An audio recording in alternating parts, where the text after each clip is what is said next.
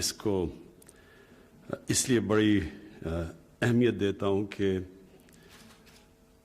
ہمارے لوگوں کو پوری طرح اندازہ نہیں کہ یہ جو ڈرگز جس ریٹ پہ پھیل رہی ہیں پاکستان میں، اس کے آگے جا کے کیا اثرات ہوں گے۔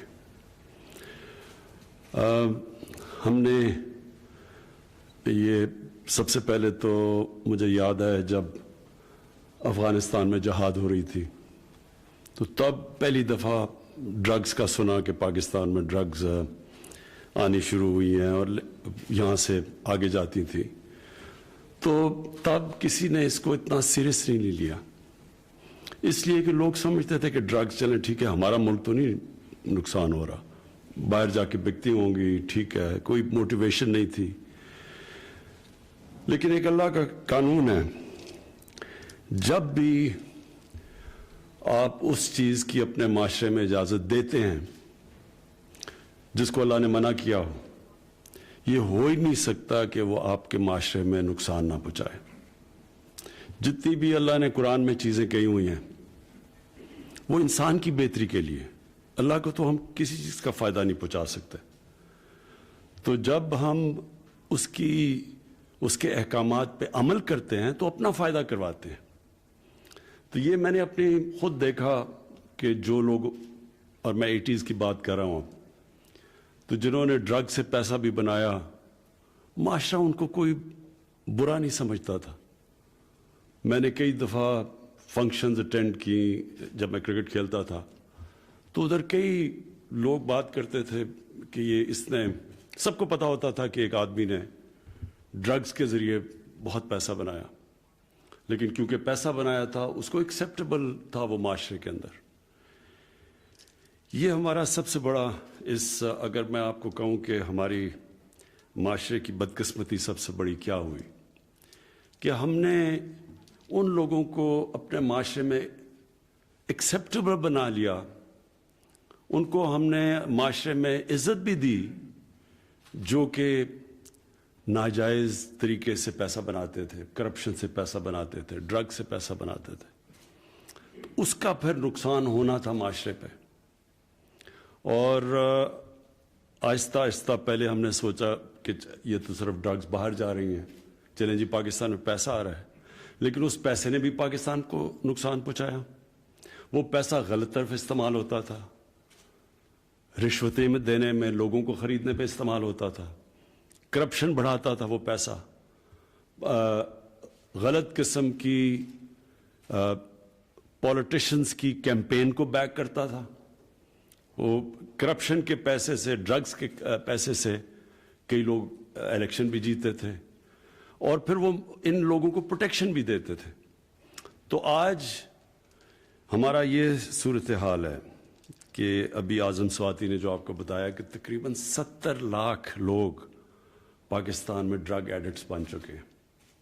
70 لاکھ لوگ، نیوزی لینڈ کی آبادی سے آدھی ہے 70 لاکھ سے، سنگاپور 70 لاکھ سے کم ہے، یعنی وہ ملکوں کی آبادی اتنی نہیں ہے جتنے ہمارے اس وقت ڈرگ ایڈکٹس ہو گئے۔ اور یہ کیونکہ یہ ان کی لوگوں کو زیادہ پتہ نہیں، یہ سمجھ جائیں کہ جو ایک گھر کے اندر ایک ڈرگ ایڈکٹ آ جاتا ہے تو وہ سارے گھر کو تباہ کر دیتا ہے۔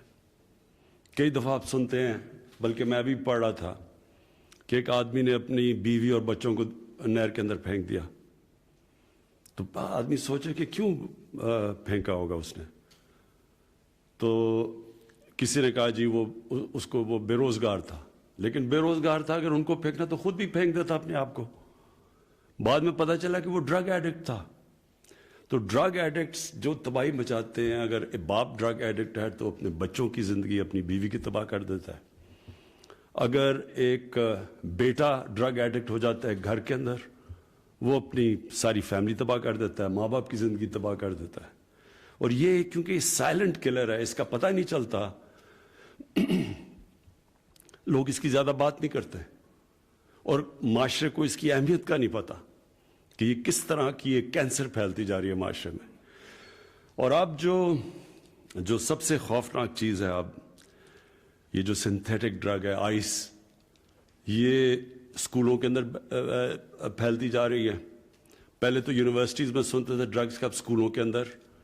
میں نے جب آئی جی اسلام آباد سے میں نے کرائم کی فگر لی تو انہوں نے مجھے بتایا کہ یہ اسکولوں کے اندر آئس پھیل گئی ہے، یہ جو سنتھیٹک ڈرگ ہے.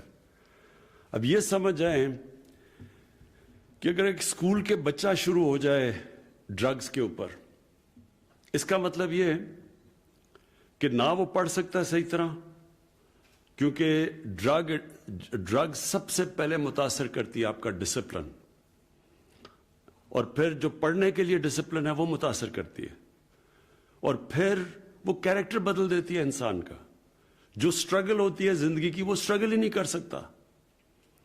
اور جو بھی ایک نوجوان جب وہ پڑھ رہا ہوتا ہے، سٹرگل کر رہا ہوتا ہے، اپنے ماں باپ اس کے اوپر پیسے خرچ کر رہے ہوتے ہیں کہ وہ آگے ہوگا، بڑا کام کرے گا، نوکری کرے گا، وہ سب کچھ اس کی متاثر ہوتی ہے. اور اس کے علاوہ جو صحت کے اوپر امپیکٹ پڑتا ہے. اور پھر جو جتنی چھوٹی عمر میں ڈرگز کا استعمال شروع کرو اتنا ہی زیادہ مشکل ہوتا ہے وہ ڈرگز کو چھوڑنا.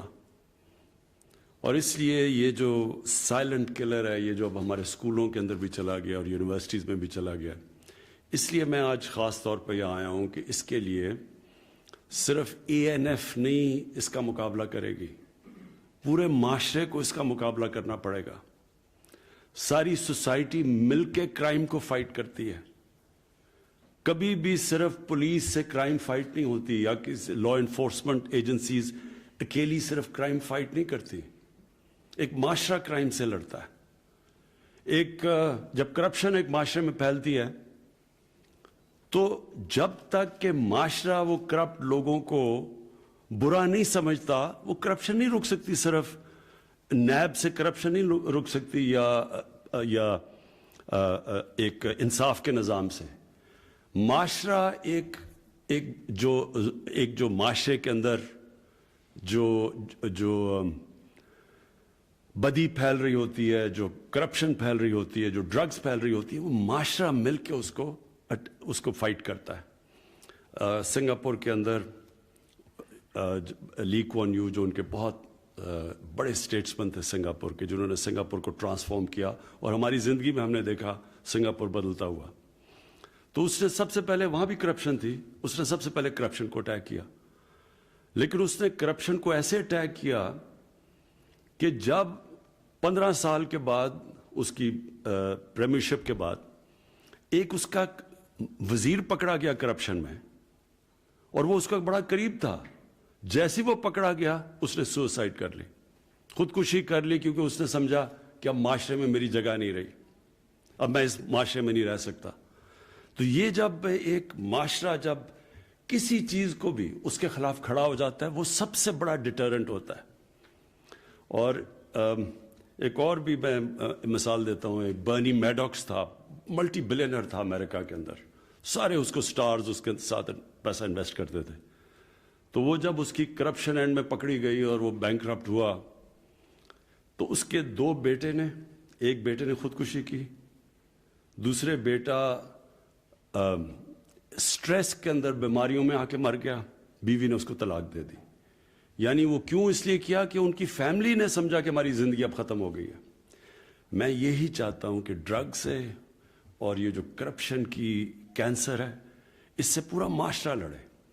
تو یہ جو آپ نے آج اعظم سواتی جو بات کی، میں اپنی یہ جو کاؤنسل بناؤں گا، ساری منسٹریز کو بلواؤں گا، اس کے نیچے سارے منسٹریز کو